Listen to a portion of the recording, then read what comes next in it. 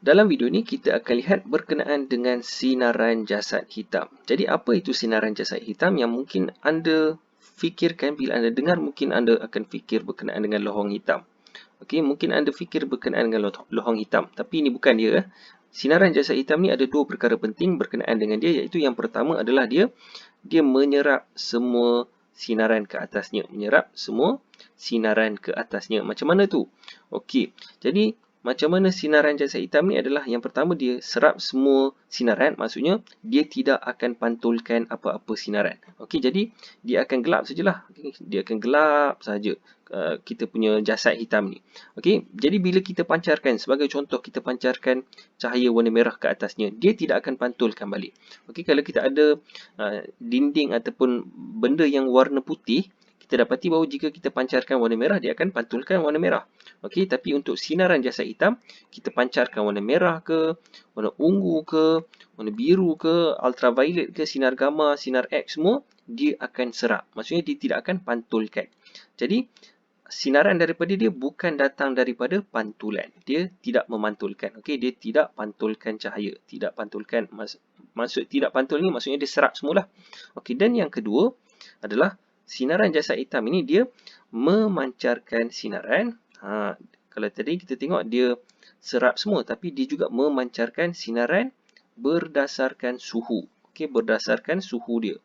Berdasarkan suhu jasad hitam itu sendiri. Okey, jadi dia hanya pancarkan, kalau kita nampak contoh dia pancarkan warna hijau ini.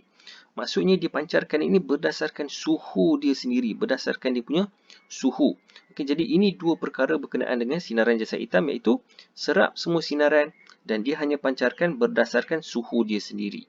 Okey, jadi bila kita kata dia pancarkan berdasarkan suhu, berlainan suhu, jika kita ada suhu yang berlainan, maka dia akan pancarkan sinaran yang mempunyai panjang gelombang yang berlainan. Jadi contohnya kita tengok pada graf di sini, kalau suhu dia rendah, apa yang berlaku adalah dia akan pancarkan sinaran yang dia akan memuncak pada bahagian inframerah dan kemudian dia akan turun. Maksudnya dekat sini dia punya puncak dia.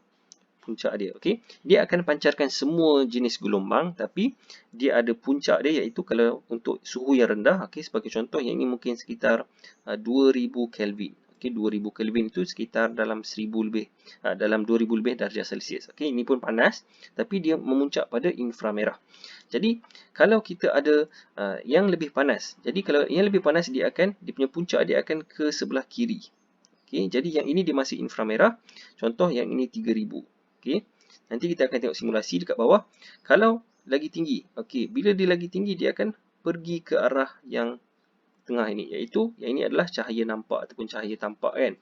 Okey. Jadi bila dia dah sampai ke sini lebih kurang dalam 4000 ke atas, okey. Jadi sinaran jasad hitam tu kita akan nampak warna dia. Dia akan mula daripada merah, dia akan mula makin cerah. Okey, dia punya kalau kita tengok dekat sini, yang ini adalah dia punya intensity ataupun keamatan. Maksudnya bila lagi panas dia lagi cerah lah, sebab dia lagi tinggi kan.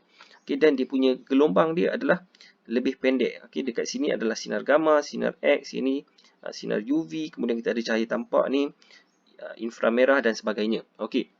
Jadi bila lagi panas, sebagai contoh lebih kurang dalam 5500. Okey, ini adalah suhu matahari. Jadi dia akan naik, dia akan memuncak dekat sinaran cahaya tampak ini, maka dia akan pancarkan cahaya. Okey, seperti matahari kita lah. Matahari kita ni adalah salah satu contoh jasad hitam. Okey, dia hanya pancarkan berdasarkan dia punya suhu dan dia tidak pantulkan cahaya.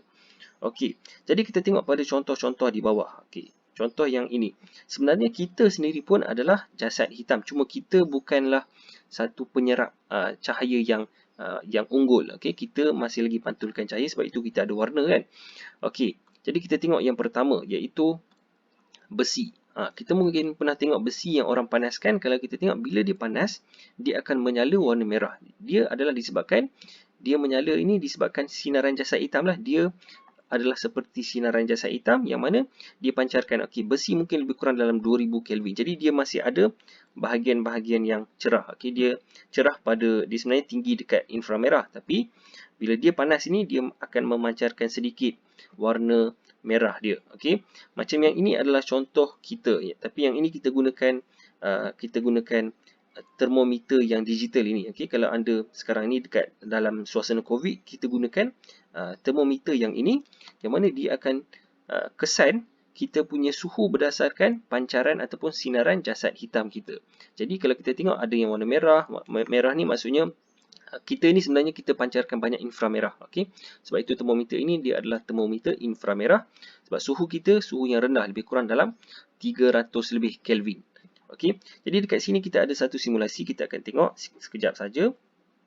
Okey, jadi kita tengok pada simulasi di bawah, dia simulasi ini dia berkaitan dengan sinaran jasad hitam. Okey, jadi kita tengok ini adalah okey, dekat tepi ini dia punya suhu, yang tengah ini adalah dia punya graf dia lah. Okey, graf yang atas tadi. Kalau kita tengok bila cikgu naikkan dia punya suhu, apa yang berlaku adalah dia punya graf dia tu akan mula meningkat. Okey, bila kita naikkan, tengok bila kita naikkan dia akan meningkat.